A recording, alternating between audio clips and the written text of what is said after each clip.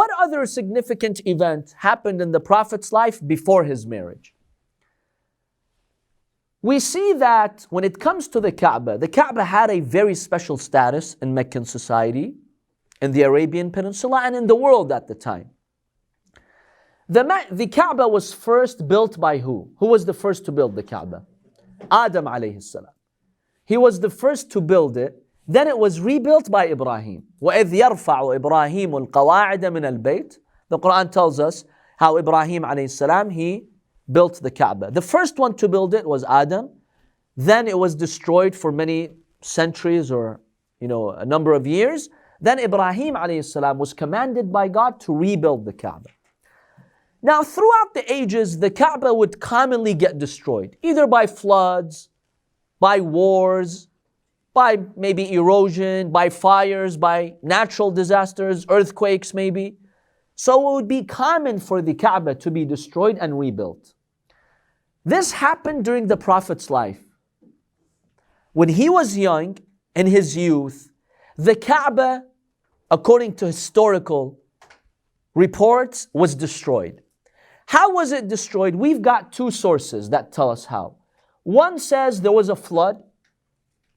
A heavy thunder shower occurred in Mecca and in the vicinity of Mecca. And Mecca, if you've been to it, it's very hilly. It's mountainous, rugged terrain. And the Kaaba is actually in a low-lying area. And there's no vegetation on the mountains. It's just, barren mountains. So when you've got a heavy rain, immediately you get a flash flood. So the flood came and it destroyed the Kaaba. Or it did severe damage to its foundation. So that's one historical account. Another one says, no, actually there was a woman who was doing bukhur around the Kaaba. What's bukhur? You've seen those aromatic, I don't know, what do you call them? It's a type of perfume that you put the charcoal on to get the nice aroma out, right? What would you call that in English? Incense, a type of incense. So she was burning incense around the Kaaba. When that incense sparked a fire to the Kaaba, because the Kaaba was clothed, right? Even today, the Kaaba is not just a bare building. You have that clothing on it, that piece of cloth. So that incense caused a fire around the Kaaba and it burned. So now the tribes who were in Mecca, they wanted to rebuild the Kaaba. So they said, hey, no tribe should have this honor to themselves only. Let's all participate. So all the major tribes, they decided, okay, let's go and get the building material, and each tribe should be assigned a corner. One of the corners of the Kaaba, let's all build it together so that we all collectively have this honor.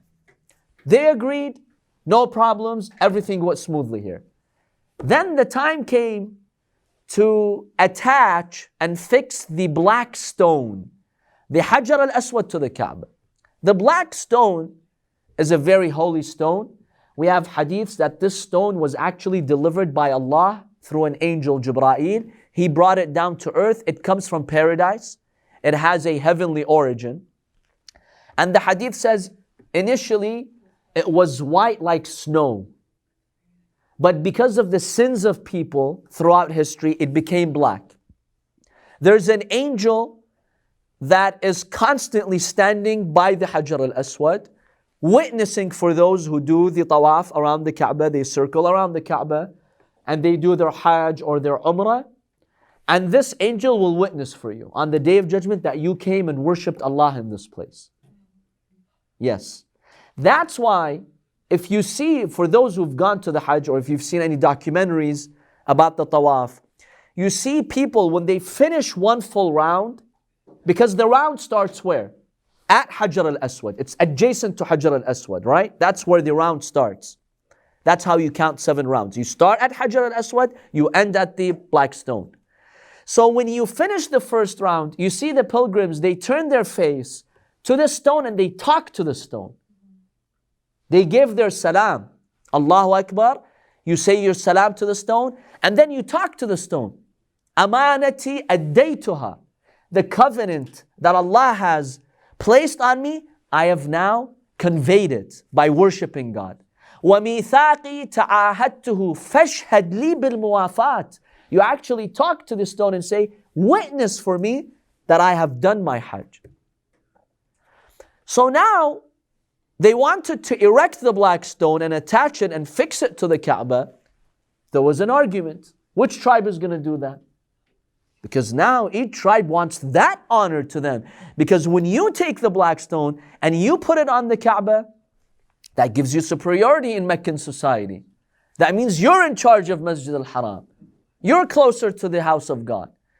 So they started quarreling, fighting amongst themselves, until it was about to erupt into a full-fledged war. They wanted to fight and kill each other. In fact, some of them dipped their hands in blood and they said, we'll not settle this. We will kill and fight until we get the honor of mounting the Hajr al-Aswad. Now, what happened at that point? At that point, right before the war erupted, we see that Abu Umayyah ibn al-Mughira, Abu Umayyah was the father of Salama. Who's Salama? Anyone know? Wife of the Prophet. She was one of the wives of the Prophet, one of the best wives of the Prophet. The best wife was Khadija, then Salama. Salama, her father, was present when he saw them about to fight. He's like, look, let's not fight. Whoever enters the Grand Mosque, the first person to enter the masjid, let him be the judge. Whatever he decides, we'll accept. They're like, okay, we agree to your suggestion. Who was the first person who entered? The Holy Prophet Muhammad sallallahu alaihi wasallam. He was the first person to enter. Remember, he was a young man at the time, just a youth. He entered, they told him, okay, Muhammad, come and solve this crisis for us. The Prophet said, okay, you accept me as the judge? They're like, yes, we accept you as the judge. So he's like, get me a big piece of cloth, a sheet, a big sheet. They're like, why? He's like, bring it, I'll tell you why. They bring a sheet. He takes the black stone, he puts it in the middle. Now the sheet has 4 corners, right? 4 sides. He says, you, the 4 main tribes, each tribe lift one corner of that, one side of that cloth. Together, let's carry it to the Kaaba and we'll put it on the Kaaba. They're like, brilliant idea. That way, we can all say we put the black stone. And no one is going to act superior to the others. And we'll end this controversy right here. So they loved the idea of the Prophet. So they all carried it. And they went to the Kaaba. And the Prophet ﷺ, once they raised the piece of cloth and the black stone was at the level of where it should be fixed on the Kaaba, mounted on the Kaaba, the Prophet, he himself, he took the black stone and he put it on the Kaaba. And everyone just agreed. No one said, hey, why are you the last person, to take the black stone and put it on the Kaaba? And this actually shows and reveals the status of the Prophet. Even though he was the boy, a young man, a teenager probably, not more than 20 probably, yet they had so much respect for him that everybody loved his idea and everybody was okay that he was the one who in the end he put it on the Kaaba. So that's very interesting that we see he really had a lot of respect.